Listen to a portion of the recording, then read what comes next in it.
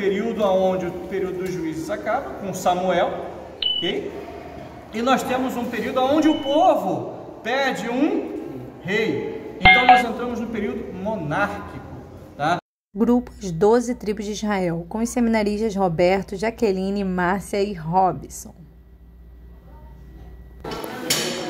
A paz do Senhor. A nossa maquete, ela fala sobre a divisão das 12 tribos de Israel. Tá?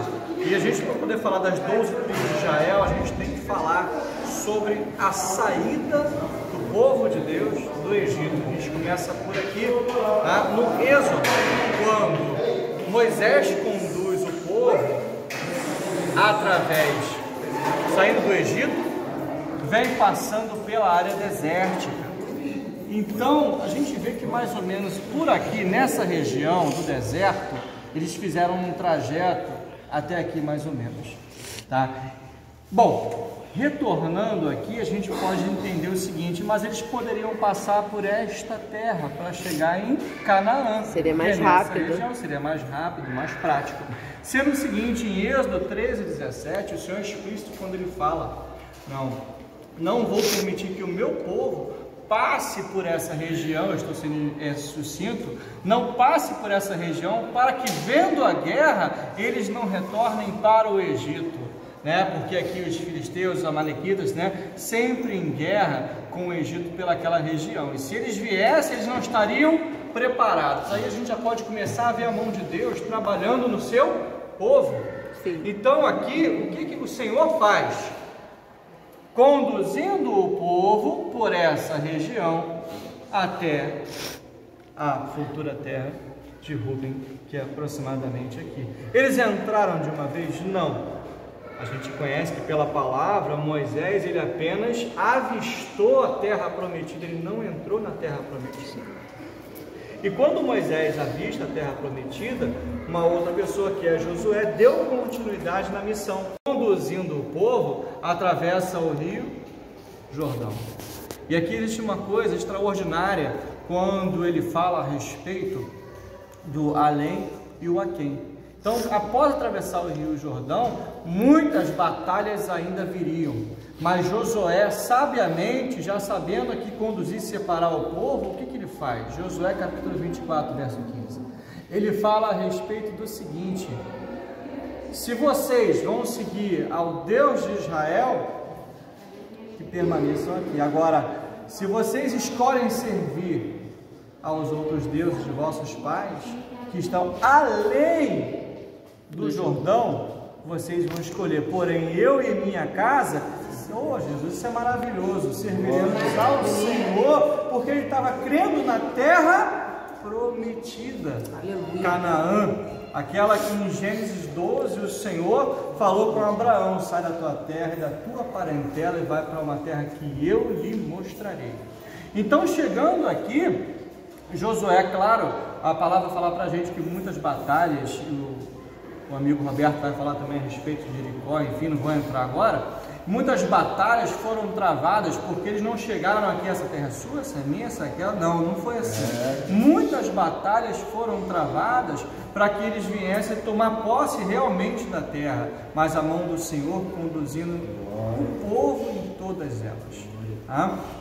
Muito bem, em se tratando aqui da divisão das tribos, eu quero somente falar a respeito do seguinte: nós temos aqui acima, nós temos Manassés além do Jordão, e aquém nós temos mais aqui algumas tribos também. Então nós temos 3 tribos aqui, nós temos Manassés, nós temos aqui Gade e Ruben. Aqui em aquém do Jordão, de onde Josué falou com o povo, nós temos Issacar, Zebulon, Naftali, nós temos aqui Efraim, Manassés, vou falar a respeito, Benjamim, Dan, Judá e Aser. Então, o que eu quero enfatizar aqui é o seguinte: nós temos aqui, você viu muito bem, além aquém do Jordão, nós temos duas porções, 2 pedaços de terra de Manassés, ligado à bênção de Jacó sobre seus filhos. Então aqui a gente vê o seguinte: Manassés recebeu a dupla porção, de acordo com a bênção que Jacó houvera liberado pelos filhos de José. Manassés tinha aqui o direito de herdar alguma terra? Não, mas Jacó, ele adotou os filhos de José, que é Efraim e Manassés. Então aqui a gente vê três situações, eu quero ser bem claro. Aqui nós temos a dupla porção, a qual a bênção que Jacó liberou sobre eles. Nós temos Efraim, nós vamos falar sobre isso já já. Nós temos Efraim que recebe a bênção do nome, e nós temos Judá que recebe a bênção da autoridade. Aleluia, Deus. Ok? A dupla porção está aqui. E de acordo com o que a gente vai falar a respeito da divisão que posteriormente aconteceu, nós vamos também tratar dessa parte aqui da bênção do nome, que é importantíssima. Bom, então aqui a gente já entra num período em que as tribos estão divididas, ok? E nós temos também, tá, o período dos juízes, aqueles que foram orientados por Deus para poder orientar o seu povo. Mais à frente, nós temos um outro período. Nós temos um período onde o período dos juízes acaba, com Samuel, ok? E nós temos um período onde o povo pede um rei. Então nós entramos no período monárquico, tá? Do povo de Deus. Entramos no período monárquico. Bom, aqui a gente tem 1, 2, 3 reis importantíssimos. Primeiro rei, Saul. Segundo rei, Davi, posterior a Saul. E o terceiro rei, Salomão. Interessante, todos esses três reis, eles reinaram apenas 40 anos. Tá? 40 anos. Então, nós temos um período de Saul, onde ele reinava na região. Davi aumenta um pouco mais, e Salomão, ele abrange um pouco mais. A gente entende o seguinte, que Salomão, ele já foi um pouco mais político, vamos dizer assim, um pouco mais político, abrangindo um pouco mais aqui da terra, através de quê? Através dos seus relacionamentos com as suas concubinas e suas esposas. Tá? Claro que esses relacionamentos não trouxeram também bons resultados, né, de um modo geral, contudo, a terra expandiu. Muito bem, então, Salomão desagradou o Senhor. Posterior a Salomão, nós temos um outro rei, o quarto rei, chamado Roboão, filho de Salomão, tá? Que ele quem vai também conduzir todo o povo. Uma pausa importante, porque nós temos aqui nesse período, já damos início à divisão dos reinos. Nós temos aqui Roboão e um outro que se levantou, chamado Jeroboão. Jeroboão não era filho de Salomão, mas Jeroboão, ele se levantou contra Salomão. Motivo? Uma questão política, tá? Salomão, os impostos, né, em si eram muito pesados sobre o povo, então ele se levantou contra. Houve um período em que Jeroboão saiu da região e foi para o Egito. Quando Salomão morreu, seu filho Roboão assumiu o reino e depois ele voltou, Jeroboão voltou. Sendo que Roboão, ele seguiu o padrão do pai, só que com um detalhe importante. Roboão foi se aconselhar com os anciãos, só que nesse procedimento ele foi errado, porque ele foi seguir os conselhos dos seus amigos, dos jovens, aqueles que eles cresceram. Sim. Então a gente também aprende mais alguma coisa aqui, de acordo com Roboão. Ele foi seguir os conselhos daquele que cresceu junto com eles. E qual foi o conselho deles? Vou ser sucinto, seja mais pesado que o seu pai. Os impostos foram aumentados, mais ainda, foi muito mais pesado. O povo não estava satisfeito, porque para eles queriam que o próximo rei fizesse algo diferente, mas não pesasse tanto, perfeito. Então, estava insatisfeito, e um povo insatisfeito, quando Jeroboão volta com o seu pensamento, com a sua ideologia e tudo mais, o que acontece? Opa, Jeroboão, você vai ser o rei, vamos colocar você aqui para poder assumir. Então, houve aqui uma batalha, enfim, tudo mais, mas 10 tribos optaram aqui em seguir a Jeroboão, enquanto 2 tribos ficaram com o rei Roboão.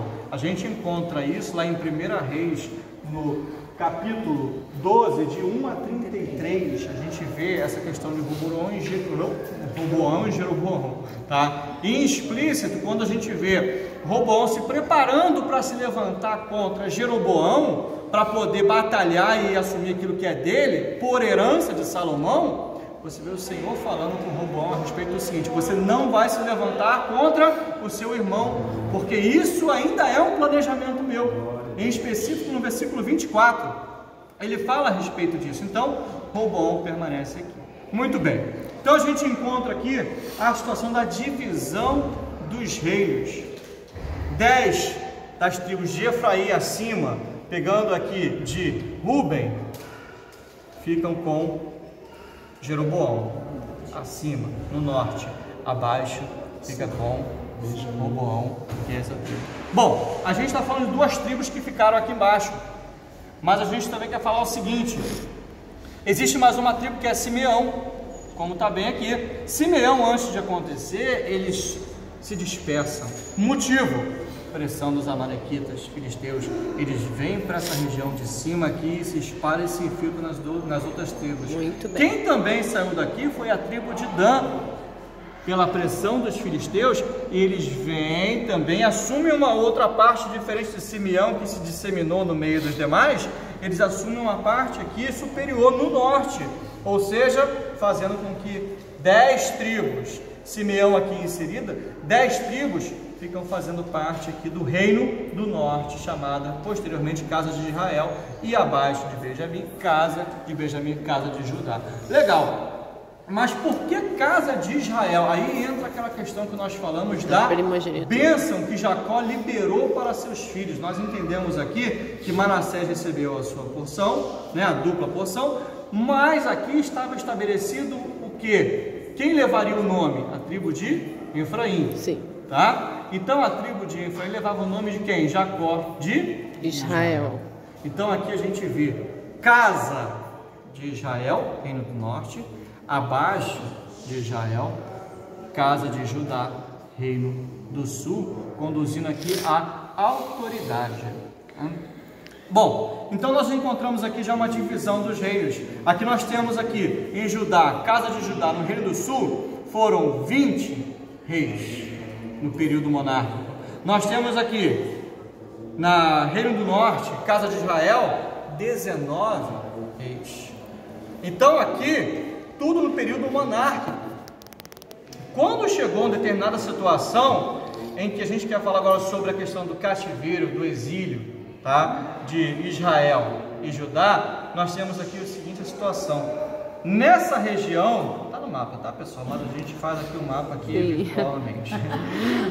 A Síria, ela leva como cativeiro a casa de Israel. Quando retorna, já retorna um povo mesclado. E isso é muito importante, né? A coleguinha que lembrou, né? Porque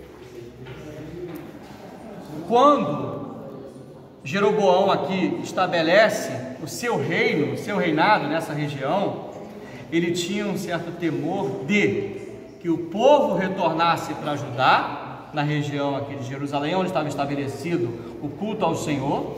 Então aqui, o que Jeroboão faz? Porque ele era idólatra. Então o que ele faz? Ele estabelece 2 templos de adoração. Tá? Lembra daquele bezerro de ouro lá no início, que foi feito pelo povo quando Abraão subiu ao monte, não voltou, demorou a retornar, enfim.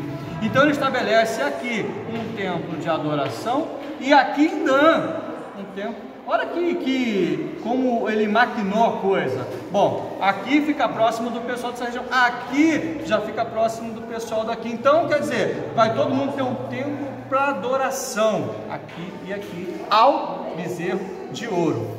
Quando, na verdade, o receio dele era que o povo viesse para cá e, vindo para essa região de Benjamim e Judá, eles retornassem à presença do Senhor. Sim. Então, para permanecer aqui, ele fez aqui, facilitou a questão da adoração.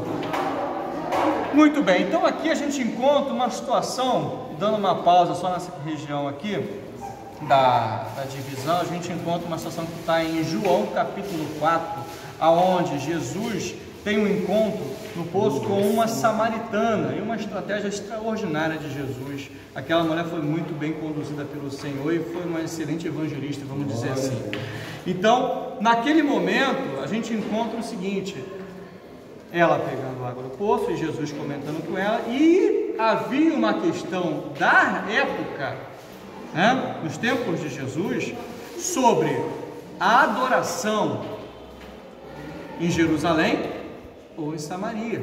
Aí a gente vem de volta no tempo dessa região, aonde Jeroboão constituiu Samaria como capital. Constituindo Samaria como capital, a gente vê que o povo da Síria, que veio e mesclou aqui com os demais povos, deixa de ser um povo puro, quando na verdade Judá, essa região da casa de Judá, quando alguns que foram levados cativeiro para a Babilônia e retornaram, continuavam um povo puro. Então aqui nós temos aqui uma miscelânea, né, com o povo assírio, com o pessoal aqui de Israel, enfim. E aqui na casa de Judá eles os consideravam como impuro, porque eles já estavam mesclados. Por isso que quando João capítulo 4, Jesus tem um encontro com a mulher samaritana, fica aí essa divisão, e ela fala: peraí, você é judeu, como é que eu posso falar contigo? Eu sou samaritana. Tudo bem, então aonde a gente vai adorar? Aí entra essa situação. Aqui haviam os templos de adoração aos cultos pagãos, aos idólatras, enfim, né, aos povos que eram considerados impuros. E aqui era um povo puro, por eles considerado assim, Jerusalém.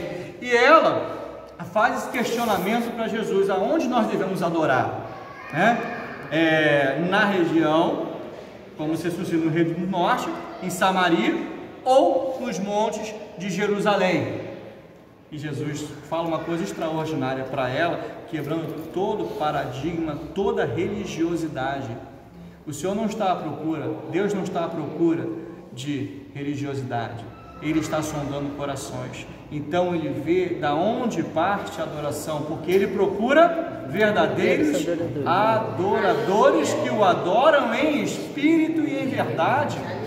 E você vê, trazendo para cá novamente a viagem no tempo que a gente faz, a gente entende o motivo dessa adoração e desse questionamento da mulher samaritana, os paradigmas e as religiosidades. E Jesus vem quebrando.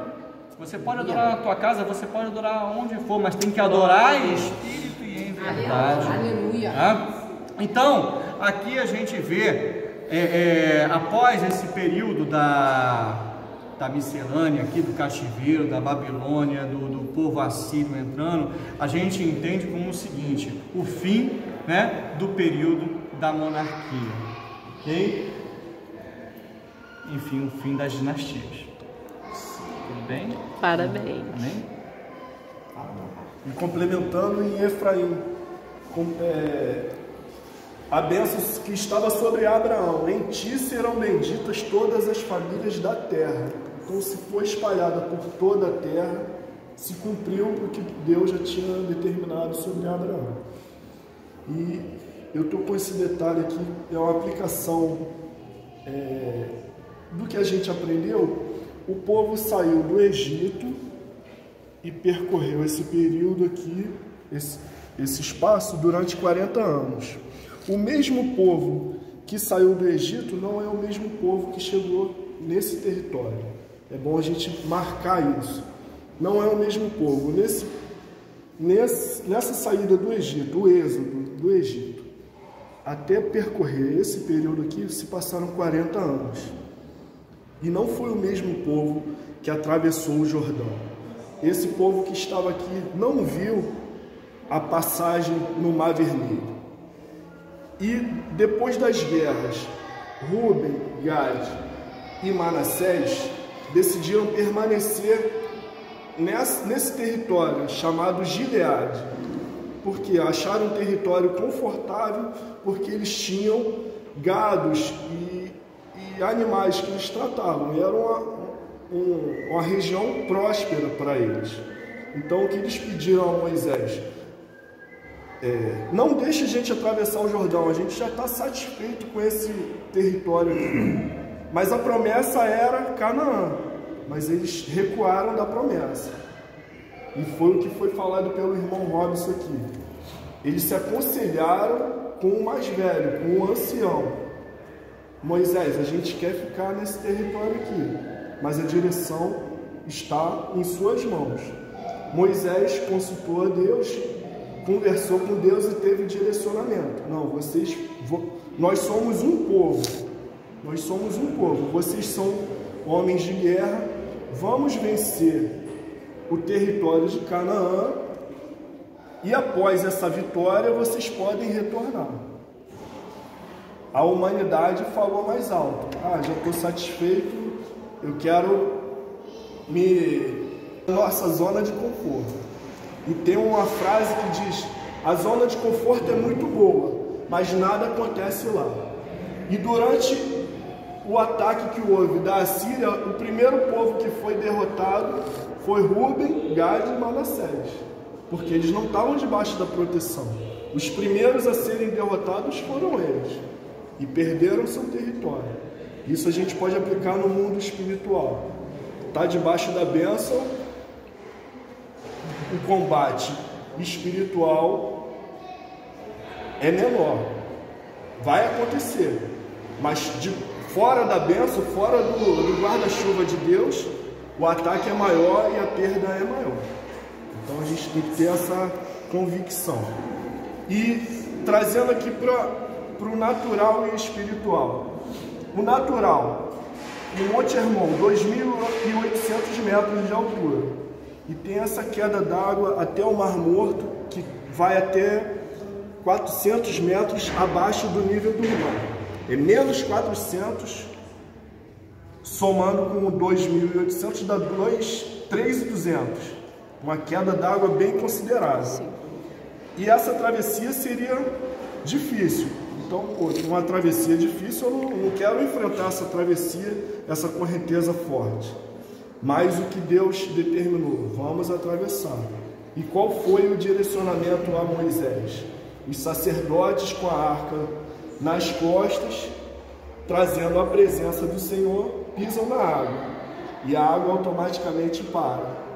E eles têm a tipologia do Mar Vermelho, que eles só ouviram falar do Mar Vermelho.